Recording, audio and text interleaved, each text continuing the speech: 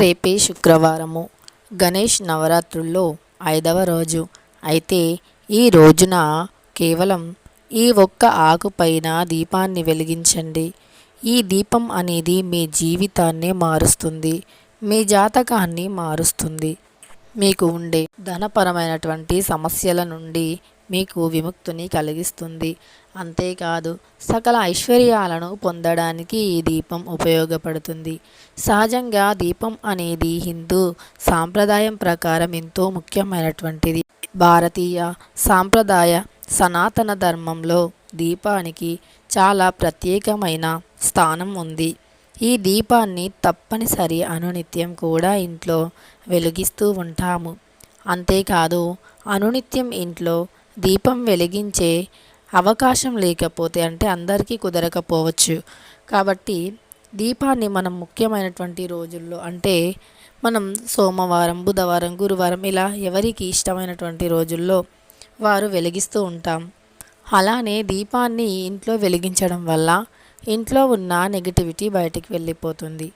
లక్ష్మీదేవి ఇంట్లో తిష్ట వేసుకొని కూర్చుంటుంది.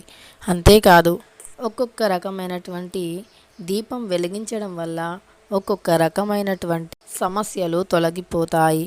అంతేకాదు ఆర్థిక సమస్యల నుండి బయటపడాలి, విముక్తి పొందాలి, ఆర్థిక పరంగా సమస్యలన్నీ పోయి ధనవంతులం అవ్వాలి, ధనం బాగా కలిసి రావాలి, సంపాదించే మార్గాలెన్నో తెరుచుకోవాలి, సంపాదన పెరగాలి, వృధా ఖర్చులు తగ్గాలి అని చాలామంది అనుకుంటూ ఉంటాం కదా. అలాంటి వారు రేపు గణేష్ నవరాత్రుల్లో 5వ రోజు శుక్రవారం నాడు ఈ దీపాన్ని వెలిగించండి.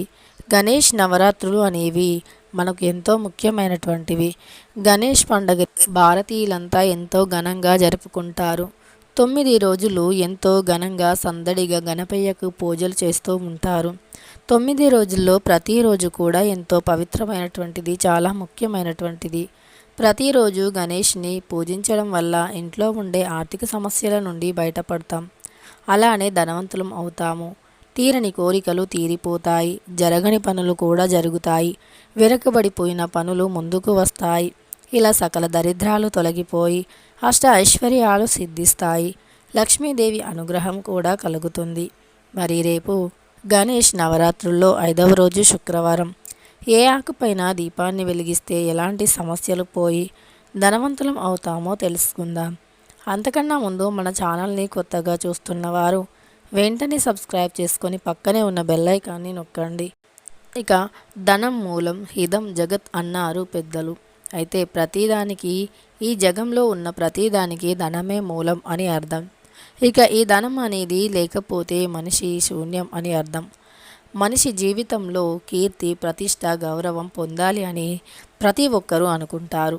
సమాజంలో గౌరవ ప్రతిష్టలు ఉండాలి అని ప్రతి మనిషి కోరిక. మరి ఆ గౌరవ మర్యాదలు దేనితో వస్తాయి అంటే తప్పనిసరి అది డబ్బుతోనే అని గుర్తుంచుకోవాలి. డబ్బు అనేది ఎక్కువగా ఏ వ్యక్తి దగ్గర ఉంటుందో, ఎక్కువ ఏ వ్యక్తి డబ్బుని సంపాదిస్తారో ఆ వ్యక్తికి సమాజంలో కీర్తి, ప్రతిష్ట, గౌరవం ఉంటుంది. డబ్బు అనేది చాలా ముఖ్య పాత్రను పోషిస్తుంది. డబ్బు ఉంటేనే మన జీవితంలో ఆనందంగా ఉండగలుగుతాము, లగ్జరీ లైఫ్ని గడపగలుగుతాము, ఎలాంటి సమస్యలు లేకుండా ఉండగలుగుతాము. ప్రతి సమస్యకి కారణం ఎటు తిప్పి చూసినా మనకు డబ్బే కనిపిస్తుంది.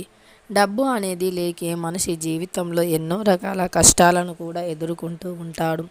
మరి అలాంటి డబ్బుని సంపాదించడం వెనుక ఎన్నో రకాల పనులను చేస్తూ ఉంటాము. ఎన్నో రకాల బాధలు, ఇబ్బందులు, కష్టాలను ఎదుర్కొని సంపాదిస్తూ ఉంటాము. అలా సంపాదించిన సొమ్ము కూడా సరిగ్గా నిలవదు. ఇలా డబ్బు ఎంత కష్టపడినా సంపాదించిన దానికి ప్రతిఫలం లేకపోవడానికి కారణం ఇంట్లో జ్యేష్ఠాదేవి ఉండటం. మరి ఆ జ్యేష్ఠాదేవి ఇంట్లో నుండి పోయి లక్ష్మీదేవి ఇంట్లోకి రావాలి అంటే రేపు శుక్రవారం నవరాత్రుల్లో 5వ రోజు ఈ ఆకుపైన దీపాన్ని మీరు గణపయ్య ముందు వెలిగించినా పర్వాలేదు, ఈశాన్యం దిక్కున పెట్టినా పర్వాలేదు, లేదు మీరు గణపతి ముందు కానీ ఈశాన్యం దిక్కులో కానీ పెట్టకపోయినా మీ పూజ గదిలో పెట్టినా పర్వాలేదు. రావి ఆకు చాలా పవిత్రమైనటువంటిది. రావి చెట్టులో విష్ణుమూర్తి కొలువై ఉంటాడు అని శాస్త్రం చెబుతుంది.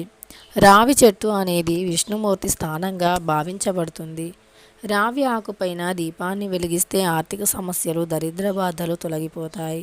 అప్పుల సమస్య నుండి విముక్తి పొందుతాము. కాబట్టి రేపు శుక్రవారము 5వ రోజు నవరాత్రుల్లో.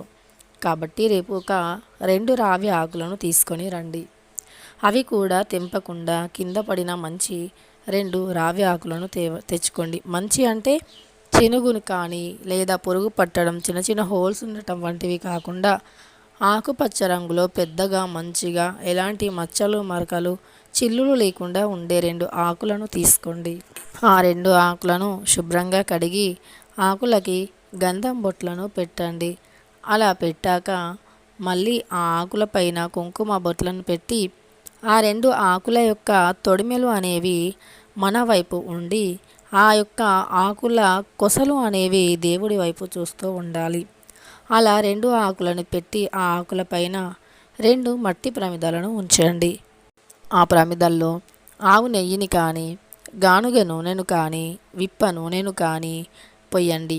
ఇవేవి మీకు అందుబాటులో లేకపోతే మామూలుగా మీరు దీపం వెలిగించడానికి ఏ నూనెనైతే వాడుతారో ఆ నూనెను ఆ ప్రమిదల్లో పోసి 6 వత్తులను కలిపి దీపాన్ని వెలిగించండి.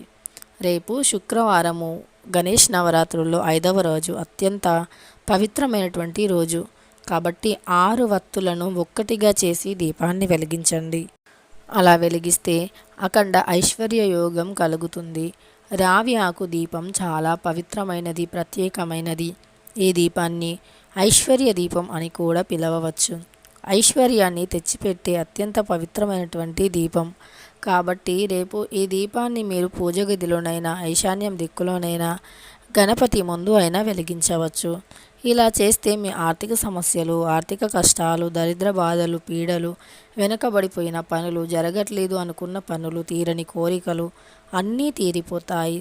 ఇక మీకు ఒక్క మాటలో చెప్పాలి అంటే మీపై ఉన్న దుష్ప్రభావాలు, నెగిటివ్ ఎనర్జీ, చెడు దోషాలు, జాతక దోషాలు వంటి ప్రతీది కూడా తొలగిపోయి మీ యొక్క జీవితం అనేది ఆనందకరంగా మారుతుంది.